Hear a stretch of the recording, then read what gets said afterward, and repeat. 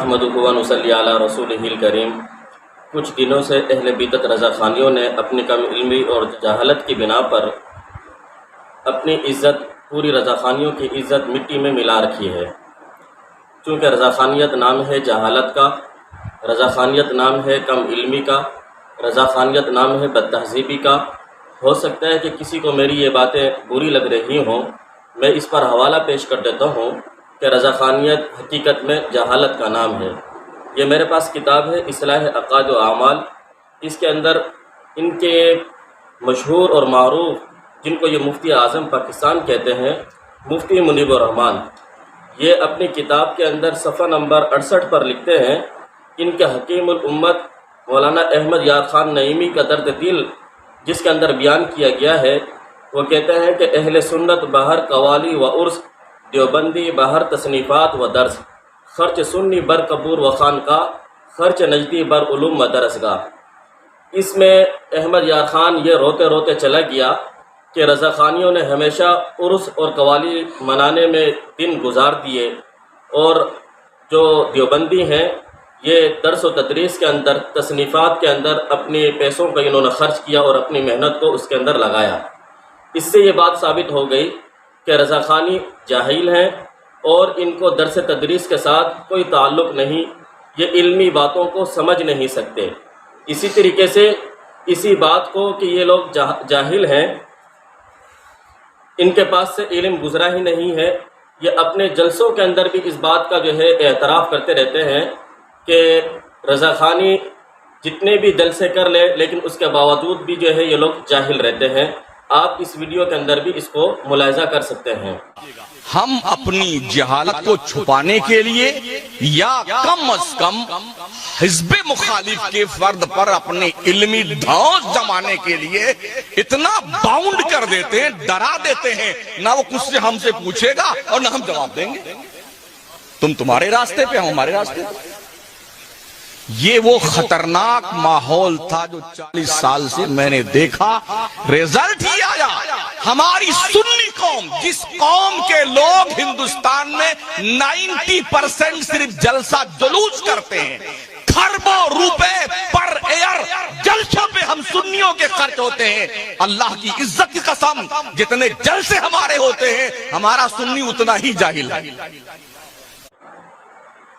کچھ دن پہلے استاد محترم مفتی نجیب اللہ عمر صاحب دامت برکاتہم العالیہ نے مولانا رشید احمد گنگوہی رحمۃ اللہ علیہ کی ایک مشہور عبارت جس پر رضاخانی اعتراض کرتے ہیں اپنی جہالت کی بنا پر، اسے ایک علمی انداز کے اندر سمجھایا۔ چونکہ وہ گفتگو علمی گفتگو ہے، بعض چیزیں ایسی ہوتی ہیں جو عوام کی سمجھنے کی ہوتی ہیں اور بعض چیزوں کا تعلق اہل علم کے ساتھ ہوتا ہے، اور مختصر المعانی کے اندر کچھ قواعد، قصر الموصوف علی الصفت اور قصر الصفت علی الموصوف، ان قواعد کو سامنے رکھ کر علمی انداز کے ساتھ یہ بات ثابت کی کہ رحمت للعالمین اس صفت کو برتاویل علماء، صلحاء اور دیگر انبیاء کے لیے استعمال کیا جائے تو کر سکتے ہیں، اس میں کسی قسم کی کوئی اعتراض کی بات نہیں ہے۔ اور انہی کے مسلک سے تعلق رکھنے والے بہت بڑے مناظر مفتی حنیف قریشی صاحب نے بھی ان دلائل کو دیکھ کر اپنی انکال کے اندر اس بات کا اعتراف کیا کہ یہ جو آپ نے دلائل دیے ہیں یہ وزنی دلائل ہیں، اب بھی اگر کوئی ان دلائل کو دیکھ کر اعتراض کرے اس سے بڑا جاہل اور خائن کوئی نہیں ہو سکتا۔ جو چیزیں مطلب رحمت اللہ عالمین کے حوالے سے آپ نے جواب دیے، بالکل آپ کا اصل میں عرض یہ کر رہا ہوں کہ یہ جوابات آج سے جانبداری ہوتی ہے کہ ایک چیز کا جواب آ جائے۔ مثال کے طور پر میں آپ کو صحیح کہتا ہوں، یا کہ جو رحمت اللہ عالمین کے جواب آئے میں سیٹسفائی ہوا ہوں، ٹھیک ہے جی، آپ نے جواب دیے، اچھی بات ہے۔ جیسے اس کو ہمارے بزرگوں میں سے کسی نے گستاخی اس پر کفر کا فتویٰ نہیں دیا ہے، آپ کی اطلاع ہے، لیکن جملہ ظاہراً جس کے عام بنتا تھا، اعتراض لوگوں نے کیا تھا، ٹھیک ہے آپ نے ایک جواب دے دیا۔ بات میں بہت ساری عبارات ایسی ہیں کہ جن میں سراپن غیر انبیاء کو بھی رحمۃ اللہ عالمین کہا گیا، بس بات ختم ہو گئی۔ اب جو چیزیں ایسی ہیں جن کا ایک جواب دے دیا گیا ہے، اب میں کل آپ کے ذکر کے بعد میں پھر جاؤں، میں کہوں ایسے کوئی یہ بندی یہ میرا خدا کے سامنے یہ میری بد بیان چیز ہوگی، میرے علم کی جو علمی جو مجھے منصب ملا ہے یہ اس کی میں سمجھتا ہوں تحقیق ہے۔ تو مفتی صاحب نے اپنی اس گفتگو کے اندر یہ بات کہی،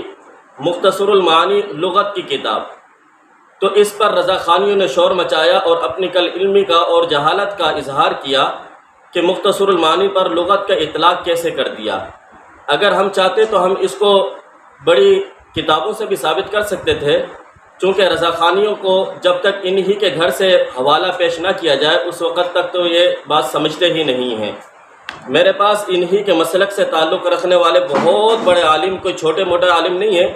یہ بہت بڑا عالم،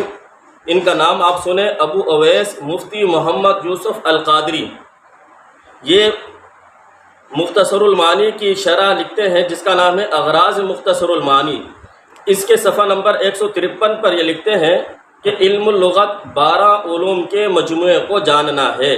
وہ 12 علوم یہ ہیں: نحو، صرف، معانی، بیان، بدیع، عروض، تاریخ، اشتقاق، قوافی وغیرہ، تقریباً 12 علوم کے یہاں پر ذکر کیے ہیں۔ اسی طریقے سے انہی کے مسلک سے ایک اور بہت بڑے عالم جنہوں نے ایک اور کتاب لکھی ہے اسی مختصر المعانی کی شرح، عطائے ربانی شرح مختصر المعانی، اور یہ کوئی چھوٹے نہیں ہیں بلکہ ان کے مسلک سے تعلق رکھنے والے بہت بڑے عالم جن کا نام آپ سنیں، حضرت مولانا مفتی یار محمد خان قادری، یعنی اتنے بڑے عالم، وہ بھی اسی کتاب مختصر المعانی کی شرح کے اندر لکھتے ہیں کہ علم لغت عام ہے، تمام علوم عربیہ کو شامل ہے، یعنی صرف، نحو اور معانی وغیرہ۔ تو اس سے یہ بات ثابت ہو گئی مختصر المعانی جن علوم پر مشتمل ہے ان علوم کے اوپر لغت کے اطلاق کرنا درست ہے، چونکہ ان رضا خانیوں کے پاس نہ علم ہے، نہ انہوں نے کبھی درس و تدریس کے ساتھ کوئی خاص تعلق ہے، اسی وجہ سے اپنی جہالت کی وجہ سے، کم علمی کی وجہ سے اس طرح کے اعتراض کرتے ہیں۔ اللہ تعالیٰ حق اور سچ بولنے کی اور اس پر عمل کرنے کی توفیق عطا فرمائے۔